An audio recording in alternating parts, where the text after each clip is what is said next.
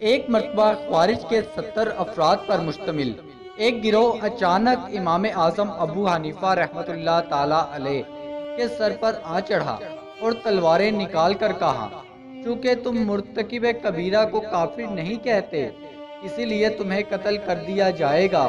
امام اعظم ابو حنیفہ رحمۃ اللہ تعالی علیہ نے فرمایا، جذبات میں آنے کے بجائے ٹھنڈے دل سے بات کیجیے، پہلے بات پوچھ لیں، اگر میری ہی غلطی ہوگی تب قتل کا اقدام کرے، بہتر ہے کہ پہلے اپنی تلواریں نیلام ڈالے اور سنجیدگی سے اپنے سوالات بیان کر لیں، بعد میں جو جی میں آئے کرے۔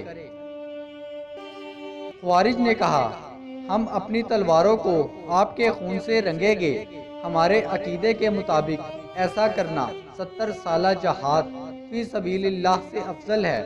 امام اعظم ابو حنیفہ رحمۃ اللہ تعالی علیہ نے فرمایا، اچھا بات کرو، کیا کہنا چاہتے ہو؟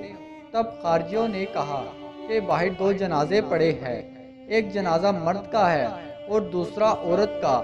مرد نے شراب پی اور اسی حالت میں اس کی موت واقعہ ہو گئی، جبکہ عورت حاملہ تھی اور اس نے خودکشی کر لی اور مر گئی، اس کے بارے میں تمہارا کیا قول ہے؟ امام اعظم نہ تو گھبرائے نہ ذہن غائب ہوا، بڑی حاضر دماغی، حوصلہ اور سنجیدگی سے ان سے ہی دریافت فرمایا اور کہا، یہ بتاؤ کہ یہ دونوں یہودی تھے یا نصرانی تھے یا مجوسی تھے؟ خارجیوں نے کہا، نہ یہودی تھے، نہ نصرانی تھے، نہ مجوسی۔ امام اعظم ابو حنیفہ رحمۃ اللہ تعالی علیہ نے فرمایا، اچھا تو ان کا تعلق کس ملت سے تھا؟ خارجیوں نے کہا کہ ان کا تعلق اس ملت سے تھا جو کلمہ شہادت پڑھتے تھے۔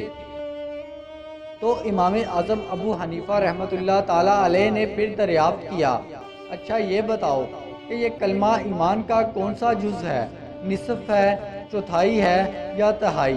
خارجیوں نے کہا، یہ تو کل ایمان ہے، اسی لیے کہ ایمان کے اجزاء نہیں ہوتے۔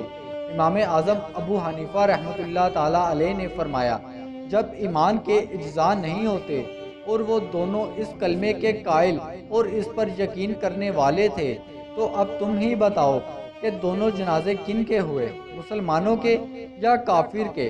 خارجی پریشان ہوئے، حواس باختگی ان پر طاری ہو گئی اور کہنے لگے، اچھا ان کو رہنے دیجئے، ایک دوسرے سوال عنایت فرما دیجئے، وہ یہ کہ دونوں جہنمی ہے یا جنتی؟ امام اعظم ابو حنیفہ رحمۃ اللہ تعالی علیہ نے فرمایا، ان سوال کے جواب میں میرے سامنے انبیاء کا اسوہ حسنہ موجود ہے اور اللہ کی سچی کتاب قرآن میں منقول ہے۔ میں وہی کہوں گا جو حضرت ابراہیم علیہ السلام نے ان دونوں سے بڑے مجرموں کے بارے میں اللہ کی بارگاہ میں عرض کیا تھا، جس نے میری اتباع کی وہ میرا ہے، اور جس نے نافرمانی کی پس اے خدا تو غفور الرحیم ہے۔